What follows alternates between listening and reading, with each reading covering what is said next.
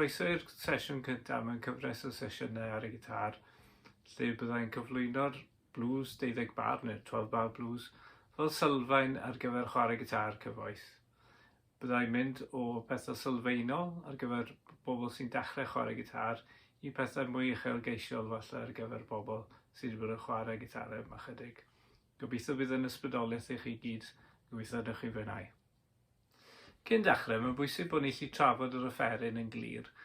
I wneud hyn, ni'n rhifau'r llinynnau o'r llawr i'r newydd. Felly, yr llinyn gyntaf yw E, yr ail yw B, y trydydd yw G, pedwerydd yw D, pumed yw A, ac yn ola, y chweched yw'r E. Y rhan hyn o'r gitâr yw'r gwddwg, a y llinellau sy'n mynd lawr i'r ffretiau.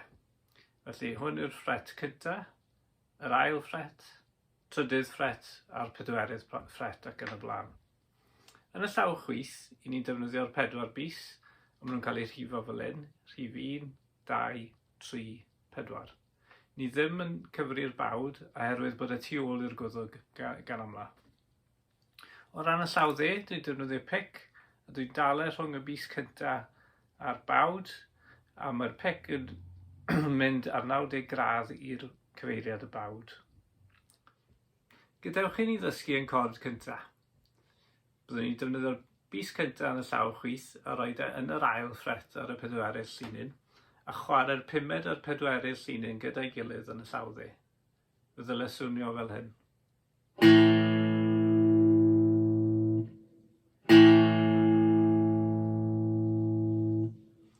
Enw'r chord yma yw A5 neu A power chord byddai fe'n cael ei gyfeiriad.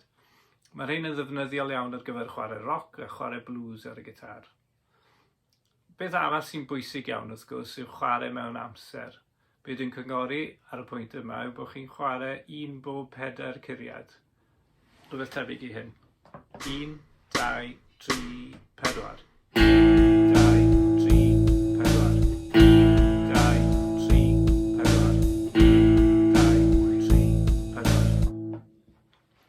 Ar y dechrau, mae'n bosib byddwch chi'n ffindo fe'n anodd i ysgoi y llinynnau gwylod yma. Be dwi'n cyngori bod chi'n chwarae am mas chydig bach, fe bod chi'n ysgoi y llinynnau gwylod yma.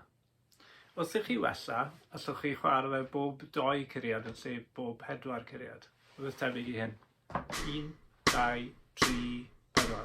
1, 2, 3, 4. 1, 2, 3, 4. 1, 2, 3, 4. Wrth i chi wella, allwch chi wneud y gofod yna yn llai eto a wneud y bob curiad, rhywbeth fel hyn. 1, 2, 3, 4. 1, 2, 3, 4. 1, 2, 3, 4. 1, 2, 3, 4. 1, 2, 3, 4. Os chi'n gyfforddus yn chwarae A5, chi'n barod i ddysgu chord newydd sef D5. Allwch chi iwsio'r bys cyntaf yn y llaw chwith unwaith eto, a roed yn yr ail ffret tro yma ar y trydydd llinyn. Ni'n mynd i chwarae llinyn 4 a 3 gyda'i gilydd. Rhywbeth tebyg i hyn.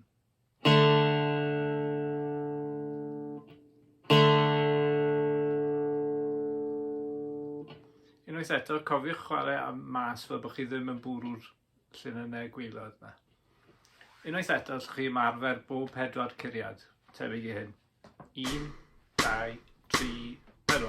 1, 2, 3, 4. 1, 2, 3, 4. 1, 2, 3, 4. 1, 2, 3, 4. Unwaith chi'n gyfforddus yn ein, unwaith eto allwch chi'n neud e bob 2 curiad, fel hyn. 1, 2, 3, 4. 1, 2, 3, 4. 1, 2,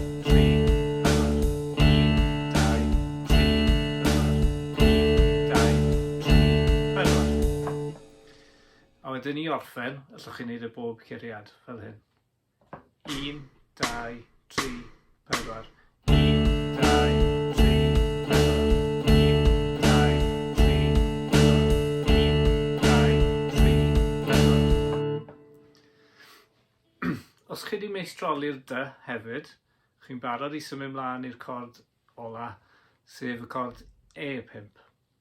Mae hwn yn cael ei chwarae unwaith eto yn yr ail ffret gyda'r bys cyntaf, tro yma ar y 5 llinyn, a ni'n mynd i chwarae'r 6 a'r 5 llinyn gyda'i gilydd.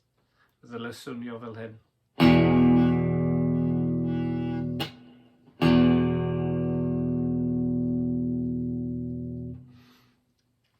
Felly ewn ni trwy'r un broses unwaith eto, chwarae fe bob 4 curiad, 2 curiad a 1 curiad.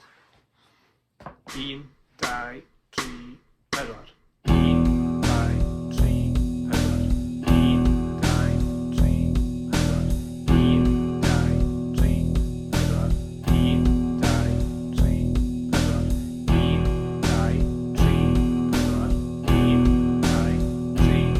1, 2,